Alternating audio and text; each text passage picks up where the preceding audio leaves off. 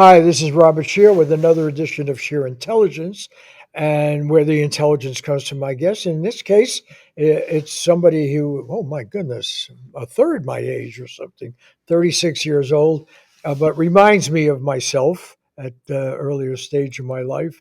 A terrific, energetic, smart, sharp journalist, kicking ass, and you were responsible for, of course, the victory of Donald Trump because you wrote an article about why I won't vote for Donald Trump or Kamala Harris. It was a heresy to take such a position. You also were responsible for the defeat of Hillary Clinton because you took a similar position of abstaining at that time. But you have the honesty, it seems to me, of expressing your doubts and opinions in public and including who you're going to vote for and so forth.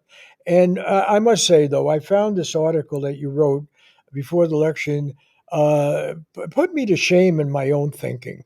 And it's left me, by the way, now very depressed, much more depressed about the election than if I hadn't read it. And that is because um, it wasn't as if you were saying there wasn't anything important going on this election. Quite the opposite. Your defense, let people on the gag here. You voted for Fred Flintstone. You wrote in the name because you figured that both of these candidates were trying to put us back in the Stone Age, and then of course it's a joke, haha. But the fact of the matter is, the article reflected a great deal of research, and you came up with stuff that I really had suppressed or was unaware of. And because I had a pretty simple construct in my mind, and I was given to the same observation. I could not vote for either of them, but what in that construct, I thought this is really an argument between an isolationist, which was Trump, and somebody who bought into the whole imperial America and American exceptionalism and the need to have the rules of law dictated from the enlightened West and so forth, which is what Kamala Harris and Joe Biden are in, and I felt they were both very dangerous. But reading your article, and that's a good place to start here, and this is why it scared me more than anything. You point out that Trump was really a quite aggressive uh, imperial foreign policy advocate. And even though he makes noises about we can negotiate with this one and he'll have peace in the Ukraine, and you could go through that history. I'll let you do it as you did in your article. But this guy, right now there's a feeling, well, at least the neocons and the hawks have gone to the Democratic Party, and the Democratic Party is weakened.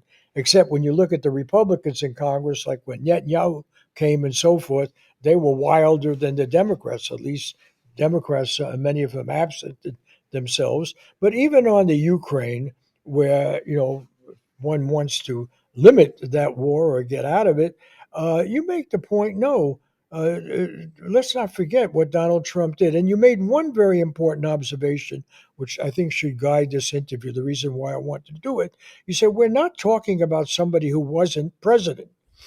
We're not speculating as we were back in 2016. This guy's been in office for 4 years. And on both the domestic and foreign policy record, he's got one. And in fact, ironically, while most of the people I know feel he was a terrible president, he actually did much better in this election, surprised everyone because, and you pointed out in one of your other articles that I read, I think it was in Pennsylvania or someplace, that most people, and we see that in the polling result, that a majority of people actually this time around, in judging his past performance, thought it was pretty good. They didn't think it was a disaster. So why don't you give me the benefit of your wisdom on all this? You've covered, no, and I'm being serious there. You've done what I really admired in journalists, past and present, going back to I.F. Stone. You actually got out there and listened to people, talked to them, did it with your listening ears open. Everybody, find out where they're coming from. You didn't call people garbage or deplorable. You actually listen.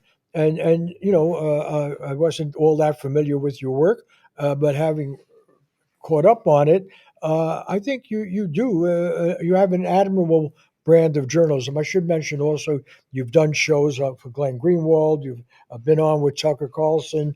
You have this play on the word "heard." Have you heard? Heard. You do a big lot in the blogosphere. You have a big following. But basically, give me your take on what you learned in covering the election. What do you think is at stake now?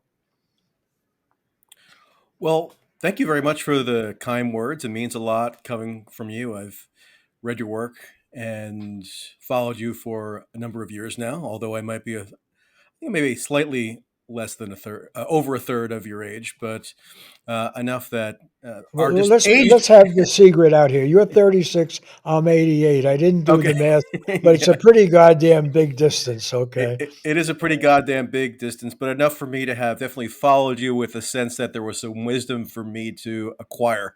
So I appreciate the accolades. Where to begin? Yeah, I think I wrote that article on my own individual voting preference or my own voting behavior because I've never bought into the taboo that journalists ought to proactively conceal who they're voting for, or really any other aspect of their private political activity. Obviously, a journalist can do so if they desire, but I think it's unwise because it leads to suspicion or it leads to a sense, maybe in one's readership or followership, that you're not being straightforward with the public as to what you would like to see happen in the country. And I do think that in the with the advent of social media and now being as ubiquitous as it is, and journalists have become less and less able to maintain this facade of so-called objectivity, where they pretend not to have any preferences about real-world political outcomes. So I think the taboo has gone by the wayside increasingly, but nonetheless, I've made a little ritual out of every 4 years writing what I chose to do in the election, and then people can take from it what they may. I think I have probably astonishingly little influence because a lot of people in my readership have a fairly favorable view of Donald Trump. And I think part of that stems from my having covered critically what I would characterize as the left liberal overreach in reaction to Donald Trump, often by employing or making use of the national security state to stifle Trump or to attempt to even criminalize aspects of his conduct. And you do have, I think, an overwhelming sense that the prevailing critiques of Trump have been excessively histrionic, screeching about fascism or just making kind of frivolous racism allegations over and over again. So people just aren't exposed, at least in my spheres of influence, to the rational critique of Trump, the evidence-based critique of Trump, and therefore kind of assume that he's the preferable option. Now, in my piece, I do spend the bulk of it on Donald Trump for the simple reason that, at least in my spheres, and again, I occupy a certain sphere of the media landscape where people following me seem to have a very robust understanding of the deficiencies of Kamala Harris. Now, I still covered Kamala Harris. I still, went to the Democratic convention, covered Democratic conventions like I do every cycle. But it seemed like the great bulk of the confusion that was worthy of correction, in my view, was around Donald Trump for reasons that you alluded to in your introduction. Trump is nothing if not a shrewd political operator. So in 2016, he correctly identified a weariness in the electorate as to endless American military misadventures abroad. And he reasonably identified Hillary Clinton as a personification of that endless military adventurism, not least because, of course, she voted for the Iraq War. She was one of the most belligerent players in the Obama administration, agitating for intervention in Syria and Libya, etc. And so that was fertile ground for Trump to, what's the metaphor? For him to make use for him to fertilize, I guess, let's say. And um, so, and he continued, he carried on with a version of that same argument in 2024. The key difference being he had a record for everybody to scrutinize, where although he had cultivated this impression in 2016, he got into office. And what are some things that he did? I mean, to go through the full laundry list would have required, thousands of more words, and maybe I should have done so. But I just thought I would highlight a few, I think, instructive examples. He claimed that he was disillusioned with the 20-year U.S. intervention in Afghanistan. He first escalated the Afghanistan war using eerily similar publicly stated rationale as Barack Obama did when Obama escalated the Afghanistan war shortly after taking office. And then Trump ushered in record levels of bombings in Afghanistan. So he escalated on the front of troop deployments and munitions expended in that theater of conflict. Now, is that commonly known about Donald Trump's tenure in office? I don't think so. Does it cut against this impression that he's seeking to purvey to the public as to what his inclinations or instincts are vis-a-vis foreign conflicts? I don't think. I think, yes, it does contravene that impression, and yet it's not seriously covered because on the one hand, you have the more conventional left liberal media kind of just chirping endlessly about Trump's character flaws or how he's undermining quote unquote democracy or how he's a quote unquote fascist, January 6th, etc. And so they give him an opening where he was able to elevate as one of his primary political foils in the final stage of the campaign this year, Liz Cheney, as a response to the Democrats, the genius Democratic consultants, I guess, calculating that it was a incredibly brilliant idea to have Kamala Harris parading around with Liz Cheney in this harebrained attempt to court disaffected Bush Republicans. Now, I don't know who exactly furnished that idea to Kamala Harris. Maybe it came from Kamala Harris herself because she does inhabit this sort of cloistered liberal information system where I wouldn't be surprised if she was genuinely convinced that that was an astonishingly good idea. Lo and behold, she lost every competitive state, and the rest of the country trended against her. Could she have bucked it if she didn't go along with Liz Cheney? Probably not. But the point is, it gave this political opening to Trump to batter Liz Cheney to go to Michigan and appear with Muslim imams with the understanding that Trump is going to bring in peace, which is just a meaningless cliche if it doesn't correlate to any underlying policy substance, which in Trump's case it almost never does. But the Democrats' deficiencies, as usual, are what enable Trump to highlight those salient political points among key demographics. And I'll just stop here because I'm sure there's plenty more we could talk to. I do want to get into my observations Well, talking what to you're leaving, voters. Yeah. what was impressive about your article, because I am not inclined to that point of view.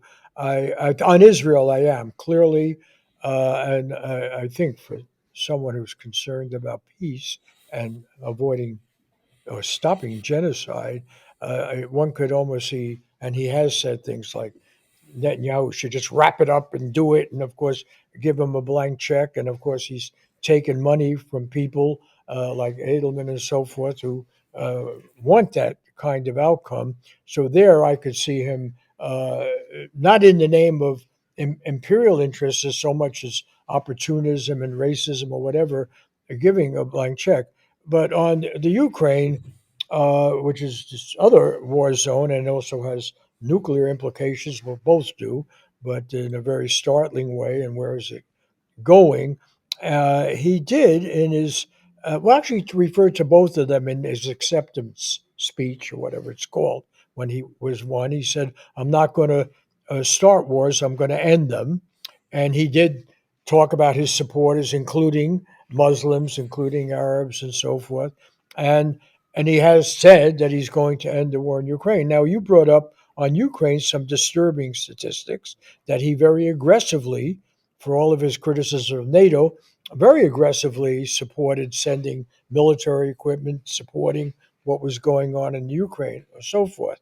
And I don't know if we don't have to go through the statistics, but your reporting is very interesting to me because it is fact based, and you're very quick, and your questioning is very quick, and it's a style I admire because I think this is where you can cut through the fog of politicians. Let's get down to specifics. You voted for this bill, you voted for that bill, and yet you say this thing. On the other hand, and that's why I found your article so depressing, it effectively documented the militarist side of Trump, and not things like going to Korea and actually trying to negotiate some peace. Let me cut to the chase here because uh, I want to know how afraid one should be, and I assume one can describe anybody as mad, but there's always method to the madness. Nixon, in fact, indulged the madman theory of foreign policy. Let's scare them all that we might use the big one and so forth. But there is a genuine distinction. George Washington in his farewell address talked about let's expand our influence, but by gentle means, not by war. And that was Eisenhower's message too. And now the counter view of the neocons who are now with the Democratic Party is no, we have to provide a world order that advances our notion of democracy and what have you.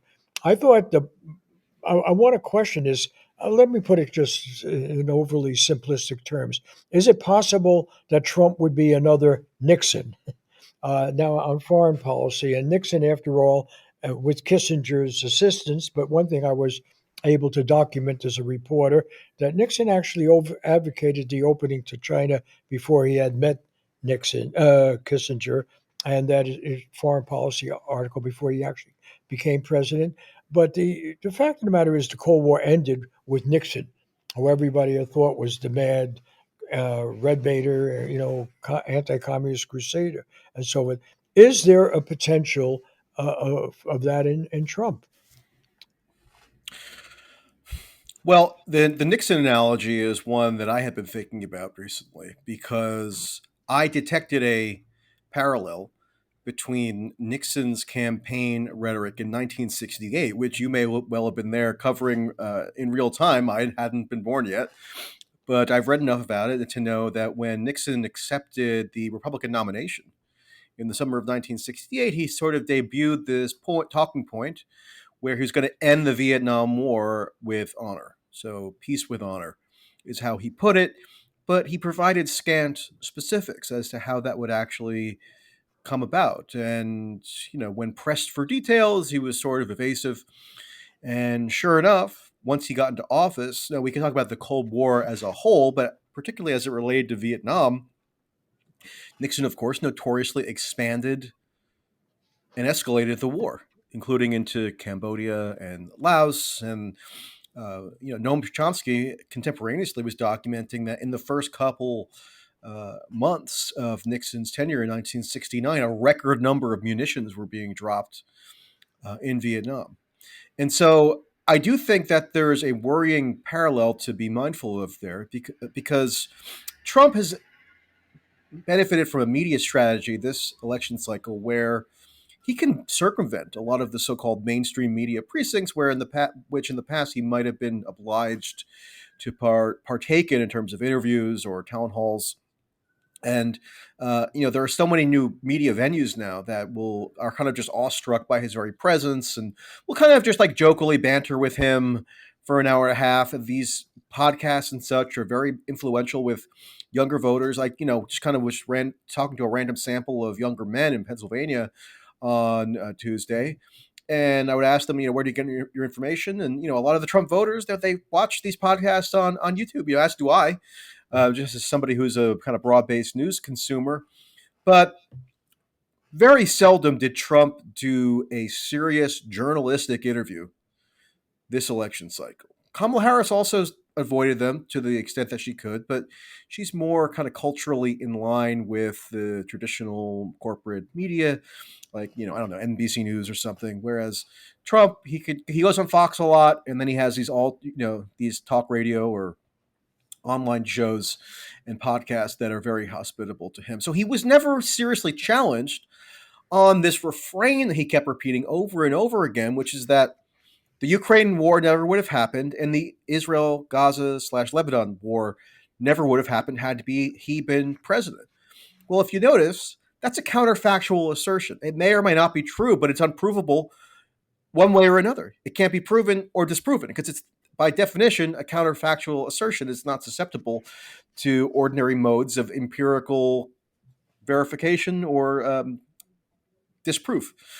So, and yet that's the line that he was allowed to just sail to victory on, because regardless of what may or may not have happened had he been in office these past 3.5 years, what happened has happened. And so it would now fall to him to elaborate or elucidate what policy approach he would take once he assumes the presidency to supposedly end these conflicts. In the case of the Middle East, it could very easily entail, and he's alluded to this on various occasions in his inchoate way, it could easily entail granting Netanyahu license to accelerate, say, the pulverization of Gaza or the now occupation of Lebanon, or perhaps even taking a more robust, aggressive attitude against Iran. I mean, Trump actually publicly endorsed the idea of Israel bombing Iran's nuclear facilities, all the while as Robert F. Kennedy Jr. is gallivanting around the United States saying that Trump is going to make peace with the world. That's another maddening factor in this whole election. And so my simple heuristic has long been, in 2016, it might have been defensible to kind of settle for simply discerning patterns or themes in Trump's speech to project or forecast what he might do as president, because he was extremely atypical in the sense that he had no record for anybody to evaluate in public office. He hadn't served in the military or in any elected office, so he was basically just a celebrity pundit. And so our range of available information to analyze was limited. But in 2016, he was also the object of scorn by the so-called neocons, right? Robert Kagan, one of the so-called intellectual architects of the Iraq War and the neoconservative project in the early 2000s, he came out and virulently opposed Donald Trump and even held fundraisers for Hillary Clinton. Or David Frum, who became a darling of the liberal intelligentsia because he became a Trump obsessive, even though he was the one who wrote the Axis of Evil speech famously for George W. Bush in 2002. He was against Trump at that point, as was Bill Kristol, one of the grand poobahs of this whole formation. So the idea that the neocons as a whole were dead set against Trump was true in certain isolated instances, but in terms of the general so-called neoconservative tendency, many of the adherents to that tendency were very much in congruence with Donald Trump, as evidenced by Trump eventually installing as his Secretary of State Mike Pompeo, who is, quote, neocon in all but name. I actually think that the term neocon has ceased to be of any great utility because nobody self-identifies with it anymore. And it allows the Republican allied hawks and interventionists to kind of act like they're not part of that formation. And so, just to wrap up, although Trump was seen as in conflict with the so-called neocons in 2016, he then undertook a forward policy in which he escalated virtually every conflict that he inherited. He attempted regime change gambits in Venezuela, arguably even Iran, with the so-called maximum pressure scheme. And he bolstered NATO, despite the liberal critique that he was undermining it, and on and on and on. And so when looking at what he might do in 2024, I've been insistent that we need to be tethered to the factual record rather than getting too fixated on the rhetorical flourishes. As you mentioned, The politicians' rhetoric needs to be compared and contrasted with what they actually do when they wield power. And I think it's a very telling harbinger that on the final day of this campaign, I was at one of Trump's final rallies in Reading, Pennsylvania, and much to my surprise, actually I wasn't surprised, but I took definitely very conspicuous note of in over the course of this rally, he points out Mike Pompeo, who's there with him in the VIP entourage, has him stand up for a round of applause, and decided that he was going to be in his cadre for the final day of the campaign. That to me is very much more indicative of what Trump will actually do So once he wields basically, power again. yeah. So basically, what you are saying is this is much more like a traditional American election in which they exaggerate their differences, but they're basically on the side of empire, American power, and basically looking to demonize anyone in the world who, in any way, challenges that or troubles that image. Uh, and of course, they then, Nixon was described as an absolute maniac. Reagan, who actually only went to war in Grenada and was really not a very military, yes, and stuff with the Contras, but basically did not engage in the kind of destructive wars that others was described as nonetheless as a warmonger and so forth.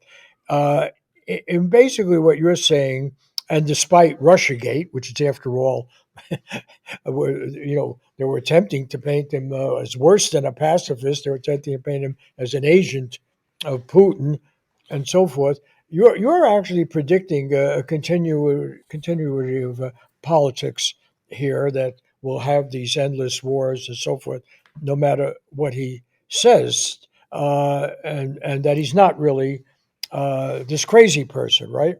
But Well, I think uh, what I'm I sorry. do Go want to ahead. just throw one thing in there. The fact is that difference between the isolationist and the empire is a serious one, and what Nixon did was basically betray the empire idea with Kissinger. I have to give Kissinger credit by basically saying China doesn't have to be our enemy. They can evolve to a trading partner and capitalists and so forth. Once they did that, they destroyed the rationale for the Vietnam War. Because after all, Vietnam was not a military threat to anything else or an economic threat to anything else. It was supposed to be an agent of international communists. And then when there was the Soviet China dispute, an agent of Chinese communism. The fact is, when we lost in Vietnam, the only military consequence was China and Vietnam went to war. So what I'm saying is, if if by your assessment, if Trump is sort of a traditional person who believes the world has to be in our image, uh, then it'll be more or less the same, right? And in that regard, how do you explain Elon Musk being involved? Because after all, his biggest factory is in Shanghai for Tesla. He obviously can do business all over the world, and that goes along with the model of a non-militarist view of your world expansion, right? Of trade and so forth, which Trump seems to endorse. Is there not room for that? Well, I'm not sure that I would say Donald Trump is intent on demanding that the world be remade in the image of the United States. Like, I do think there are significant distinctions to be drawn between Trump in 2024 and, say, George W. Bush in 2004, when Bush really did promote this almost messianic evangelist conception of American power and spreading democracy all over the world. I don't think either party is has an appetite for that philosophy of hegemonic power projection. But I do think that the popular conception of Donald Trump as a quote isolationist is incredibly overdetermined and also inaccurate. I was reading just kind of one of the standard New York Times write ups of the election results, and they just sort of factually assert that Trump is going to be ushering in this new era of isolationism. So, my first question when reading that would be okay, how does that relate to his record when he was first in power? Like, the best available data we have is what he did after he was elected the first time. Was it this golden age of isolationism, or to the, I guess, the multilateral liberals, a a dark age of like withdrawing from the entire world? No, of course it wasn't. That's the line that they attempted to use against him. But any virtually any theater that you look at, I mean, even the so-called Abraham Accords that Trump cited when he was in Michigan appealing for the votes of Arabs and Muslims, he calls them a peace deal. But what did they do in practice? Has anybody read them? I mean, I take the sometimes I take the liberty of actually reading the primary source material, which I know in the modern journalism era That's why is that's wwhy I mentioned you have the credentials of I.F. Stone, who, yes. after all, that's what he did, and you have the same glasses, probably not as thick, but Well, I've read many editions of the I.F. Stone newsletter, and I'm well aware about his focus on referring back to the primary source material. And the irony is, they're more easily available than ever. I mean, I.F. Stone had to get like stuff sent to him and through couriers when he was at work, and it was now with a couple of clicks you can find it. And most journalists still don't even bother, which is kind of strange. But yeah, I mean these arms, the so-called Abraham Accords, which Trump was promoting as reflective of his ability to bring peace to the Middle East, they were just arms deals and annexation deals, masquerading as peace deals that froze out the Palestinians. There's a reason why Benjamin Netanyahu was at the White House for the ceremonial signing of these things, and he looked like a happy camper. Not because if there was a genuine peace deal that Donald Trump was brokering in the Middle East, do we expect that Benjamin Netanyahu would be ebullient as he was as when the so-called Abraham Accords were signed? No, of course not. Benjamin Netanyahu was so joyous because the so-called peace deals were a method by which the interests of Palestinians could be totally sidelined, and Trump could make a quote unquote deal with Gulf autocracies and potentates in exchange for U.S. provision of weaponry or recognition of annexed territory as effectively a bribe for them to, begin to normalize relations with Israel. But that's just one example of an issue that can be referred back to in terms of what Trump's actual record was. For Liz Cheney was at that signing ceremony for the Abraham Accords, and we're told in these past couple of weeks that Liz Cheney and Donald Trump have this deep and abiding ideological conflict, which just so happened to have never been evident when he wielded power, and she was one of his okay. So point people so legislatively. So So yes, yeah, let's, because we're going to run out of time, but let's okay. stipulate we're once again being lied to very effectively on a grand scale, and we really have no basis of predicting what's going to happen. But it's all going to make people of wealth and power in America comfortable, and they shouldn't be losing sleep, and so they exaggerate the difference and the danger for partisan political purpose. Let's relate it to the domestic a bit. And you say in your article you vote mostly on foreign policy because that's where America has all this great power. Nonetheless, there's a lot of fear right now what Trump's going to do domestically, beginning with the immigration issue. And I know you're somebody who's examined the record, not just of campaigns, but what is actually done when we actually have governance. And I want you to help explain this mystery if Trump is so threatening to non-white existence in America, particularly around brown people, and is going to deport everybody. How come he did so well with that sector of the population in this election?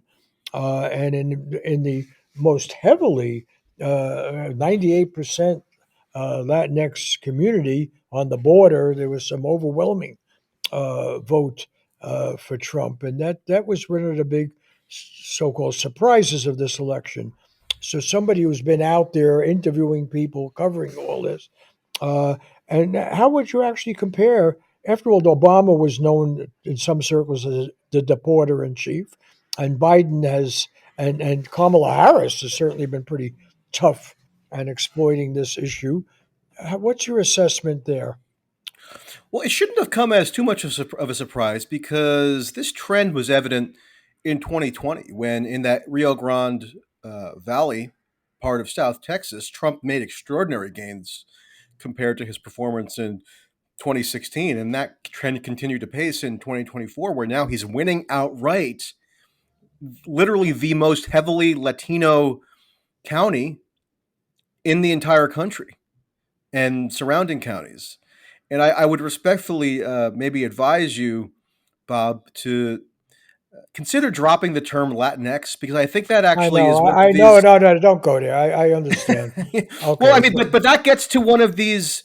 That gets to why the elite liberal intelligentsia is so clueless as Okay, to why it look, is. first of all, this is an NPR program for NPR, so I'm trying to follow the language. But Right. don't let's waste time on this. What I'm saying is this guy going to be harmful, hurtful to the brown community, and then we'll get to the black community because a lot of black, particularly males, voted for him. So let's cut to the chase. Is this guy the fascist, racist, blah blah blah, who's going to destroy people at will? And I'll end with: is he going to destroy journalists like us and anybody who challenges a thing? Are we in for a new age? You've been out there. You've an age of repression. Let's try to wrap this up with some view of that. I only mentioned the Latinx thing not to be cute, but because I do think it actually helps explain why it is that the liberals have been unable to anticipate or really grapple with the fact that Donald Trump, who they have claimed as this great menace to all brown or black Americans, is now being vaulted to power on the strength of the most diversified Republican coalition by far in many decades. So that really does run counter to a lot of elite liberal conceptions of what the Trump phenomenon consists of. And you're right. I was on Tuesday. I was going talking to regular voters. I went to Lancaster, Pennsylvania, in part of the city that's heavily diverse and mixed. And you talk to just ordinary voters, and they first of all they have a positive retroactive perception of what Trump did when he was in power. They're not persuaded by the liberal attempts to tell them or lecture them that they must oppose Trump out of some sort of racial interest. Rather, Trump, it seems, has a much more broad based appeal that includes a huge faction of Latino voters. I was just looking at the election results from my local area here in Hudson County, New Jersey, and uh, Union City, and in a little bit north of me, and are extremely heavily Latino. And there are precincts where Trump has won outright in places that would have been unfathomable for a Republican to win in. So yes, I do think this cuts against the idea that because he's he projects this image of being a hardliner on immigration. That means that he is inherently contrary to the interests of a lot of Latino voters who, for better or worse, have seemed to have this assimilated into the more conventional partisan distribution in the United States, which I think there are actually some upsides to because it sort of complicates this idea that you have to make specifically racial appeals to gain support from any particular identity demographic. It also may mean you have to deliver something more than rhetorical support. Maybe Right. you actually have to follow policies that help poorer or working class blacks and browns, which is the last group I want to get to here. Who owns labor? Who cares about labor? Because class is the great unmentioned subject in America. Everybody's supposed to, and this is the great liberal conceit. If you want to attack what passes for liberalism, is it's totally based on a presumed meritocracy and worthiness of more affluent people, and maybe excluding a few billionaires that they don't like. But clearly, Trump's performance is that is based on the idea he can deliver to ordinary working people maybe more effectively. Not maybe. more expected to be more effectively than the Democrats. And that's a great betrayal of the whole idea of the Democratic Party. Bernie Sanders pointed that out in a column he had this last few days. So why don't we close this by talking about really this? That is the great shift here. Yeah, well, Bob, one thing I wanted to mention that became very apparent to me over the course of discussions with voters, which I grant are anecdotal. I mean, I could sit on my computer refreshing the polling aggregation models all day, which seems to have diminishing utility, or I could go out and talk to people. So I did that in Pennsylvania, Nevada, Arizona, Georgia, North Carolina, et cetera, and then finally ending in Pennsylvania this past week. And one thing that is very palpable is the observation that there's an underclass of voters who in the past might have been more reflexively identifiable with the Democratic Party, or at least maybe seen their interests advanced more by the Democratic Party, which are increasingly aligned with Trump and the Republicans. Now, whether Trump is going to deliver for their interests, I think, is highly in doubt. But nevertheless, I can't tell you how many voters who I've spoken to who express a disenchantment with the quote system at large, who probably comprise something like an underclass. Like I make a point to go to Walmart, okay, and just talk to random people about their political views because that's usually a pretty good representation of what the lower middle class has to say about things. And almost invariably, when I talk to somebody who has just like a generalized discontent with the current political order, and is contemplating whether to bother voting at all, if you press them for an expression of what their actual preference is, if they had to choose between Trump and Kamala Harris, they almost invariably said Trump. So there was a huge universe of voters for the Republicans to tap into this time that I think the Democrats basically abdicated. I also talked to a lot of people who do cite stuff like being frustrated with the amount of resources that the United States is constantly sending into foreign conflicts while not spending at home on domestic needs. That's territory that the Democrats have just entirely ceded to Trump because the Biden Harris paradigm is this fetishization of these multilateral institutions and of maintaining alliances abroad, which basically just gets the United States permanently on the hook for underwriting endless conflict. And Trump, again, talks a good game on this issue in a way that resonates with voters clearly, but it's kind of divorced from the underlying policy program, which I think should be more highlighted. But I do think it is worth emphasizing that Well, let's emphasize. because Yeah. Democrats have so now taken up cause as the party of institutions, an institutionalist probity and reliability, that gives Trump a massive opening to curry favor with voters who don't share the Democrats' enthusiasm for these Ori and sclerotic institutions, whether globally or domestically. And I think that's the big political pitfall that the Democrats have consigned themselves to, as we see with Trump incredibly winning the popular vote overall. If that's not a referendum on the Democrats' kind of Referendum? shambolic No, political outlook, then I don't know what would be. it's a referendum on America because the conceit is that we have basically solved the major human problems. That we are the city on the hill, and that we have the secret sauce, and we know how to do it, and the rest of the world should follow our model, even when we might appear to be exploiting them or taking advantage, or the dollar of the dominance, or dollar dominance, or anything else.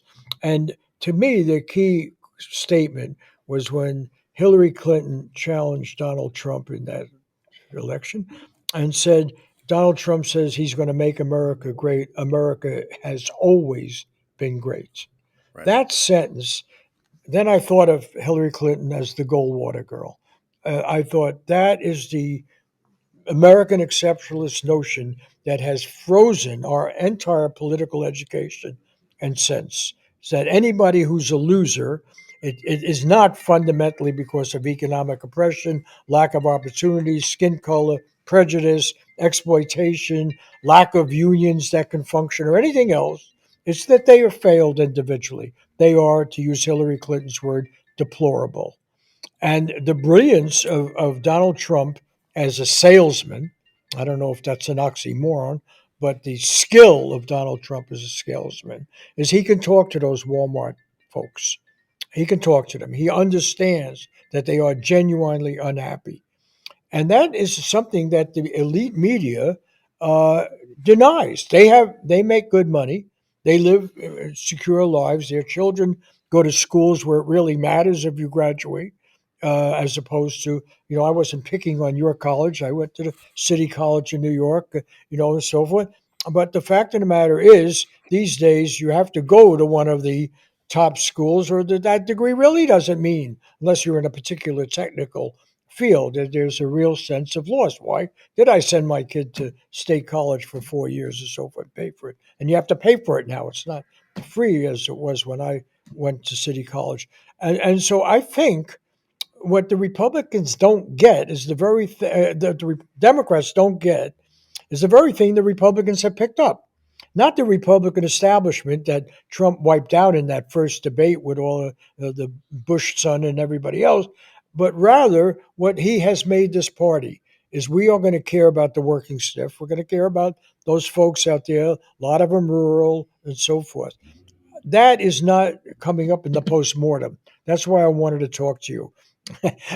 Because what you're writing and you're interviewing and you're being down there with people that are actually making, I mean, you really challenge the whole idea of what's an undecided voter in a way that I hadn't really thought of. It's not someone, as you pointed out in one of your articles, it's not someone who's deciding to go between party, the Democrats or Republicans. Somebody saying, well, do I give a damn about the election? Should I even vote? Why should I be bothered? I got something better to do, right?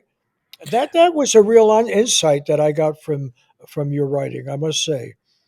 You Yeah, know, you're right, and that's why that was an early indicator to me that Trump probably had a strong chance of winning, because more often than not, when I spoke to one of those undecided voters, in the sense that they didn't know whether it was even worth it for them to vote because of maybe their kind of general antipathy toward the system, or their sense that voting didn't really even matter. When you ask them for what their preference would be, their preference was Trump. So if Trump only gets a modest percentage of those types of people, that's enough to probably put him over the edge in a closely contested state like Pennsylvania. And I think that pretty much came to pass.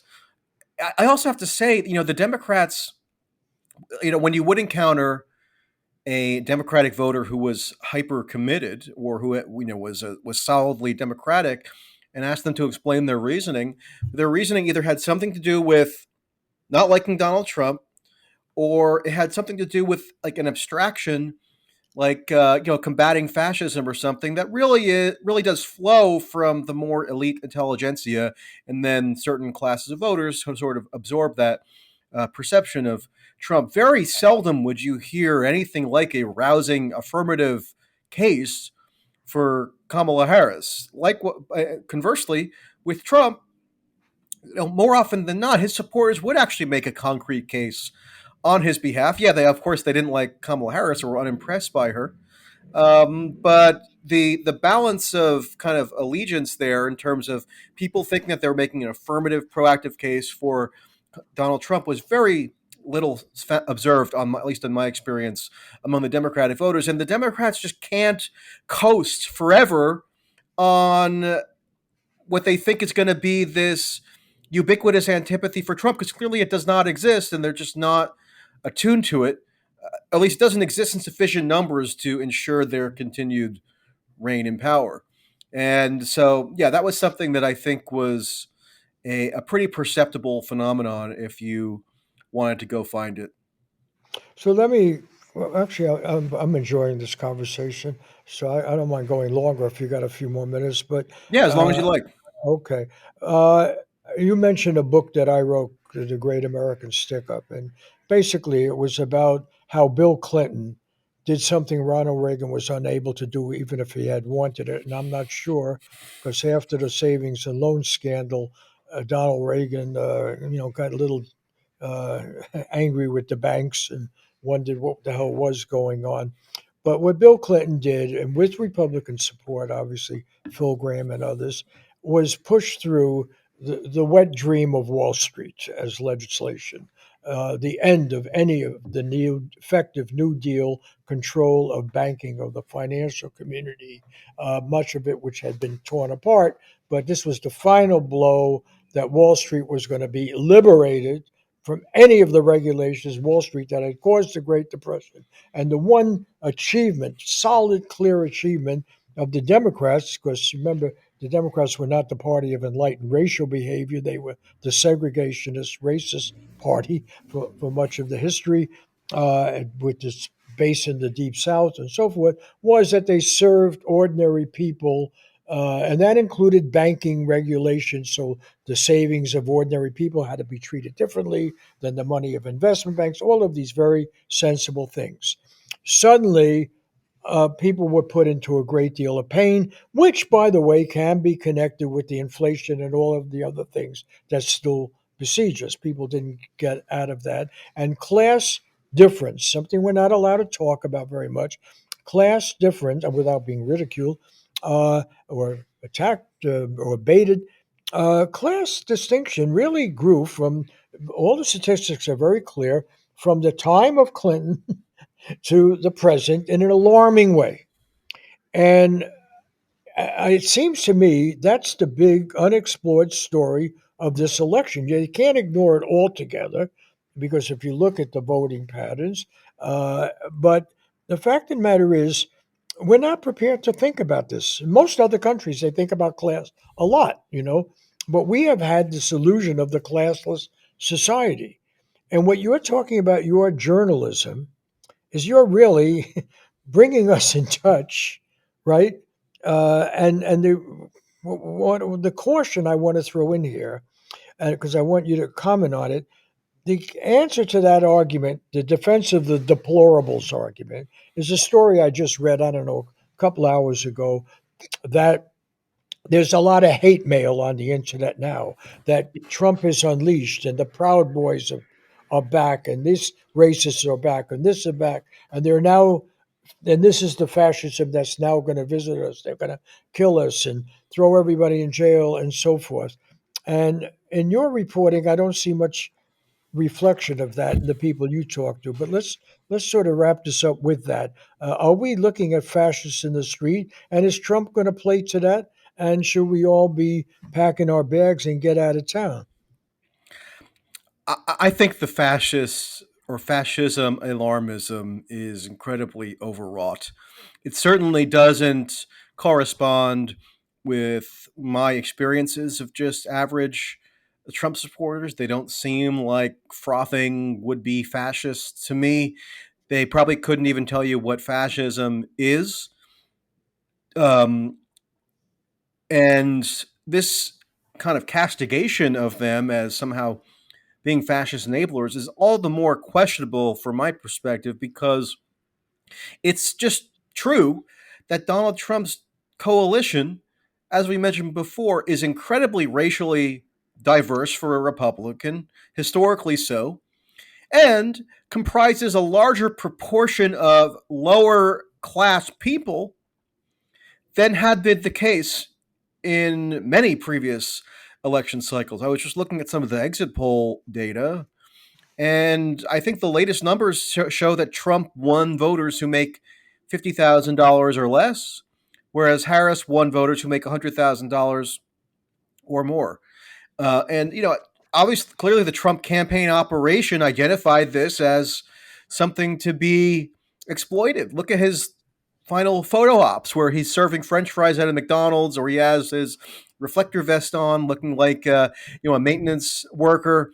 This is what the angle that he tried to play up, and clearly with some success. So to kind of dismiss or denigrate those people as craving fascism, I think really is mostly an invention of a cloistered liberal intelligentsia that still doesn't have a very good sense of what it is that makes Trump so resonant and what is deficient about their own messaging that has alienated such wide swaths of people who, as you mentioned, in earlier eras would have been considered squarely within their coalition.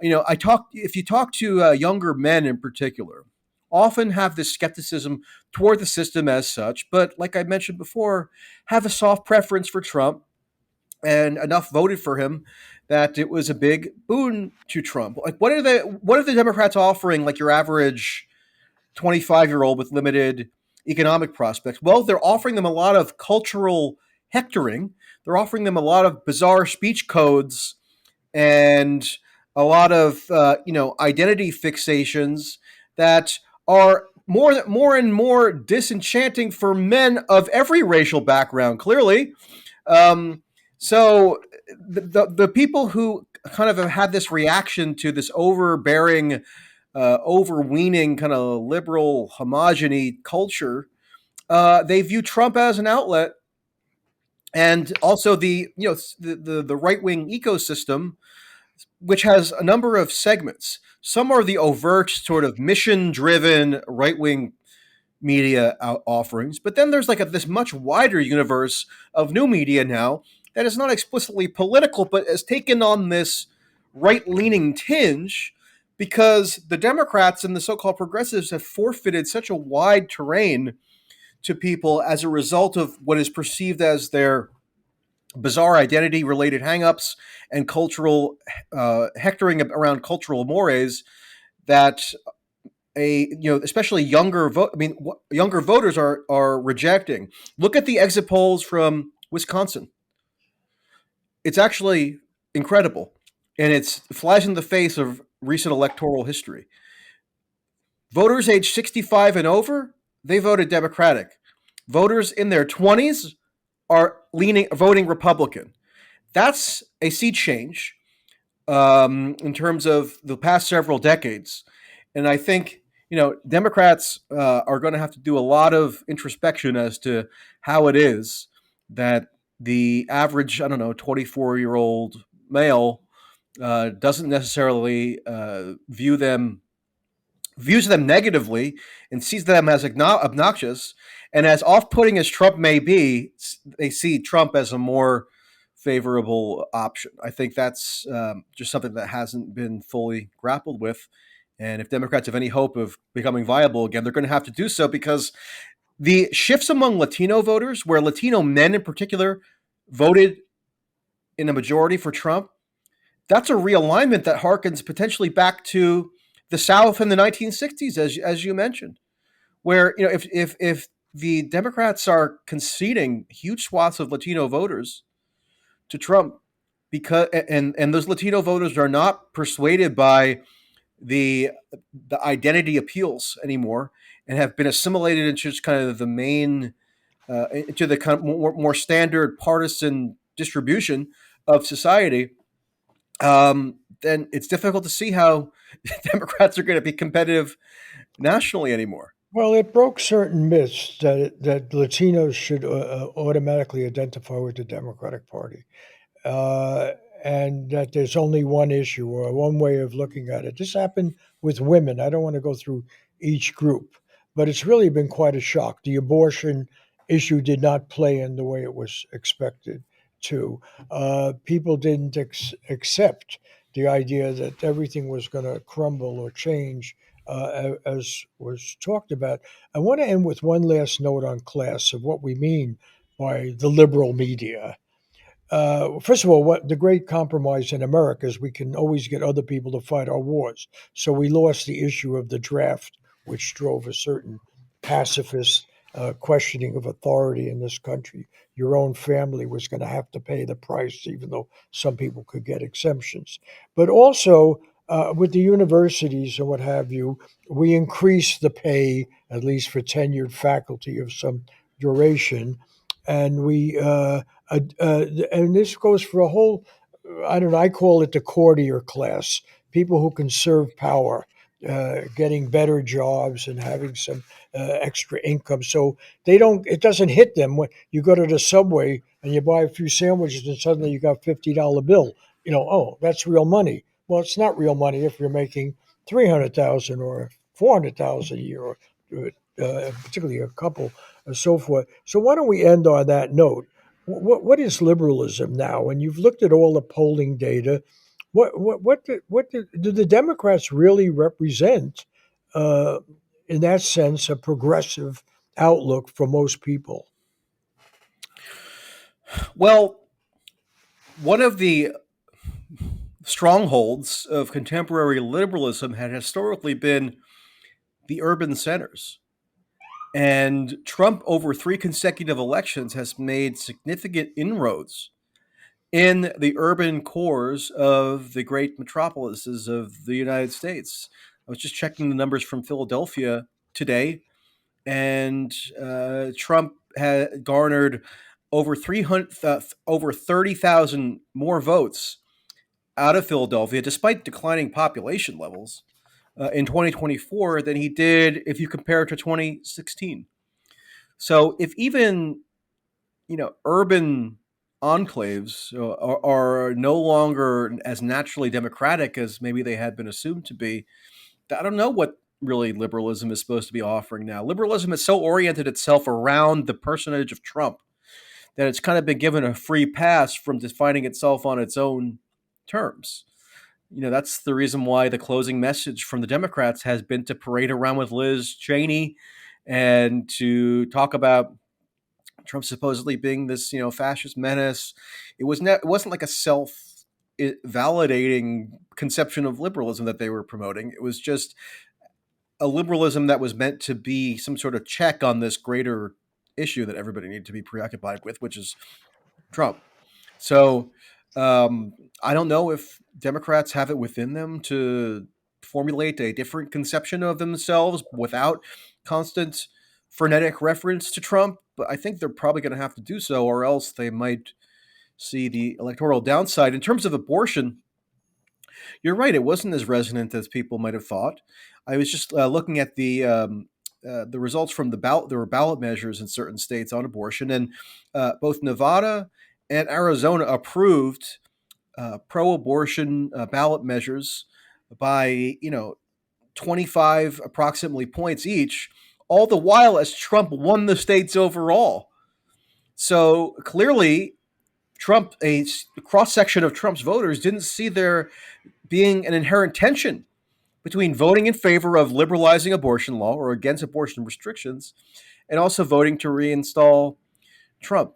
And that's maybe a part of because partly due to political adroitness on Trump's part, where he was, at least according to many, able to convincingly disassociate himself with the more hardline anti-abortion factions within the Republican Party, and also the Democrats overestimating how single-mindedly people are going to vote on this particular issue. Now, I did encounter voters who did vote single-mindedly based on abortion, so they are out there, but it's too narrow of a range of potential voters for it to be the kind of broad paramount issue, the most like broadly prioritized issue that Democrats wanted it to. I mean, did you hear Kamala Harris speak with passion about much of anything in this campaign other than abortion?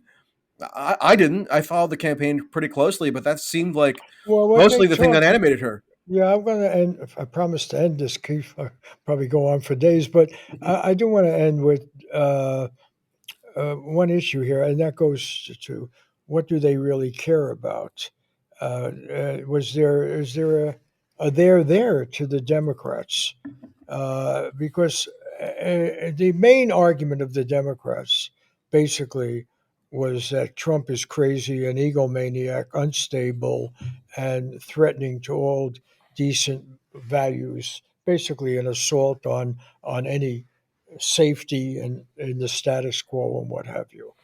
And in the media coverage, and it's interesting that you survive as a figure in media because the media has Barely. been, I'm hanging by a well, thread. yeah, well, it's an interesting analogy. I have an internet publication, share posts, and Chris Hedges, who's our star, but he also is with Substack in order to survive, economically. but he says I run it on a shoestring. And the fact is, and he points out, it's the Democratic Party that basically led the attack on the uh, openness of the internet and the ability of people to have serious debate. But in one of your articles I read, it was even, I forget his name, the guy who was editor of Talking Points Memo, or a liberal kind of Josh publication. Marshall, yeah. Yeah, Josh Marshall said about the Trump menace. Hopefully, there is a deep state, and hopefully, it can still do its thing. I thought, Yeah. my God, that is really quite revealing, because actually, when we think about the Democrats, we do think of them as this used to be a caricature of government.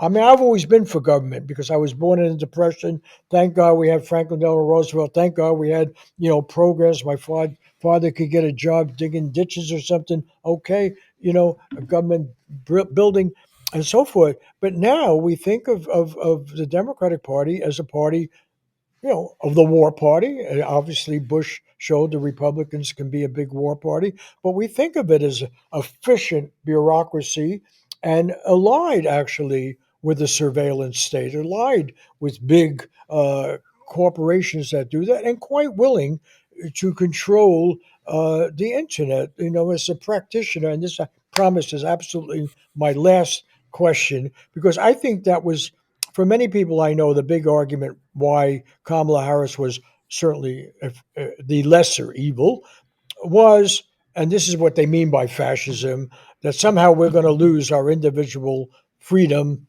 of those who can still employ it. And that doesn't seem to alarm you as much.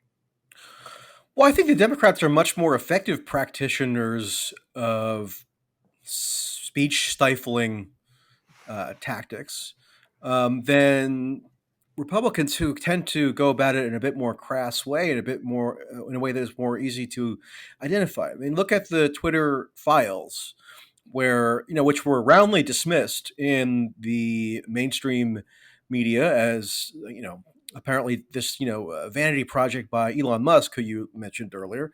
But regardless of how you feel about Musk, and I do think that it's a bit dubious how he seemed to convert the platform that he purchased, Twitter/X, into kind of just a never-ending, geyser of Republican agitprop. I mean, the platform is still useful if you know how to use it, but the average viewer now is just inundated with kind of Republican propaganda, or at least definitely was in the lead up to the election. But when he purchased the company and he opened the archives, the internal corporate archives to journalists, it showed that there were very robust attempts that were successful on the part of government agencies, including security state agencies, for Twitter to enforce speech codes that were in line with security state dictates.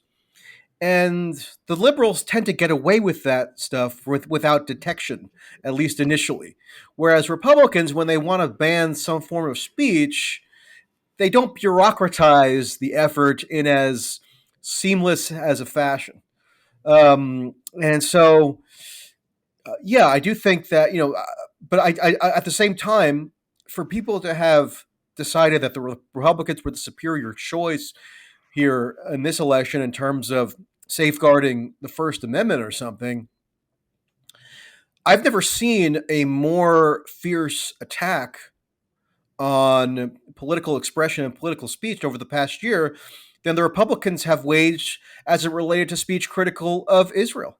Where you had Republican governors like Ron DeSantis fabricating a pretext of material support to terrorism in order to proscribe pro-Palestinian groups as though they were, support in violation of federal law by supporting terrorists, and on and on and on. Donald Trump himself called for the extirpation of the protest movement earlier this year. The Republicans passed legislation that sought to codify this very expansive definition of so-called anti-Semitism for the federal agencies, expanding on a definition that Donald Trump himself introduced in 2019 when he signed an executive order around anti Semitism. So the Democrats have a lot to answer for in terms of the sly and slightly more clever ways in which they've attempted to control the information landscape, including the internet, often under the auspices of counting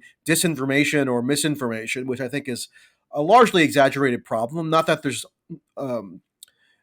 that there is often a lack of reliable fact checking on social media, but the answer for that isn't to get the security state agencies involved in surreptitiously, shaping or controlling what people are allowed to say and what political speech they're allowed to express. Um, so I think both parties have a pretty poor record on the First Amendment, but I can see why that I can see why people might vote for one or the other because they think that they have a superior alternative available. But I think that's mostly a function of sort of motivated reasoning, where you want to vote for Trump, for example, irrespective of any other issue, and then you kind of reason backwards from there. And I guess likewise, similarly for the Democrats, although it's hard for me to imagine how any serious and rational voter could be voting for a Democratic candidate on the grounds of preserving free speech when, especially on the internet, when there's been this hysteria and alarmism that the Democrats have fomented around supposed misinformation being so pervasive on the internet, and then using that as a basis to censor or curtail speech. Again, not that Trump has a particularly preferable poses a particularly preferable alternative there, but yeah, I mean, that's sort of strange that you've heard an argument from people that Kamala is the better option because the Democrats are going to be the ones who cherish the First Amendment. I mean, the idea that Donald Trump is going to wage this ferocious crackdown on journalism, I think, is kind of a canard. The same sort of fears were, you know, frantically expressed in 2016. It never came to pass. In fact, the corporate media had a bonanza under Trump. The ratings for all the cable news networks skyrocketed. The New York Times and Washington Post had subscriptions out the wazoo, breaking records. And even I have to say, there was a space that opened up for alternative media to some extent because people were really invested in political news. It was a very hyper politicized time. So, I mean, where is this threat coming from? I mean, the one counterexample there, which is ironic, is that the Trump Department of Justice indicted Julian Assange in 2019 and then again in 2020 with a superseding indictment, dragged him out of the embassy in the Ecuadorian embassy in London and threw him in Belmarsh prison. And then he was, basically rotting away in a dungeon for 6 years until, or 5 years, until his lawyers were able to broker a plea agreement with the Biden Department of Justice. But for whatever reason, I don't get the sense that the liberals who claim that they want to safeguard free speech and therefore are voting Democrat have in mind the one example of the Trump administration, the first time really doing serious damage to the issue of free speech or journalistic expression, which was prosecuting Julian Assange, one of the most obviously accomplished publishers of our generation, if not the most. So I think there's a lot of confused thinking that goes into that kind of calculation. And by the way, recognized in a joint statement by the publisher of the New York Times and the Guardian and Le Monde and forget the major Spanish paper and the Spiegel, I think, all saying that Julian Assange was a publisher like El they Pace, were. yeah, El Yeah, País, yeah. about pays. So, okay, this is it. I promised we would end it. But I want to say, where do people read more of you or get more of you or what? Or does it Yeah, you matter? can, it matters very slightly. You can go to mtracy.net. That's mtracy with an E.net. For better or worse, mostly worse, I am on X/Twitter a lot. So that's mtracy, Tracy with an E. And you'll get everything that I do in one or the other location. And you can make a living at this, huh? Uh, you kind of can, yeah. I think so. It's not Well, always the we're easiest. looking for role models here. So I mean, no, no people Yes, you should. can. You can. You can. Surprisingly enough, people actually want to pay. I find like enough people want to pay for work that they judge to be consistent and reliable and transparent. even if I don't have the resources of a major media organization, I work with a bunch of different organizations and I do my own stuff independently. And people are interested in rewarding that. So I find it does work. You have to have sort of a niche maybe, or have a bizarre temperament like me in order to do the work required to make it succeed. But it's possible. I always tell people who ask me for journalism advice, don't do it unless you can't imagine yourself doing anything else. And that's the category that am consigned to. So I've had no choice but to make it work, and more or less it does work. Or my slogan that I enjoy knowing, exposing who's doing the screwing and who's getting screwed. And there is a certain, and I can see it in you and your writing, getting it straight can be enjoyable. All right, we've come to that point. I want to thank you for doing this. I want to thank Christopher Ho and Laura Kondarajian at KCRW in Santa Monica for hosting these shows. Appreciate it. Joshua Shear, our executive producer, who lined up our guest, Diego Ramos, who writes the intro, uh, Max Jones, who does the video, the JKW Foundation, in memory of a very independent writer, Gene Stein, for helping fund this, and Integrity Media, based in Chicago, for doing the same in the interests of a free press. See you next week with another edition of Sheer Intelligence.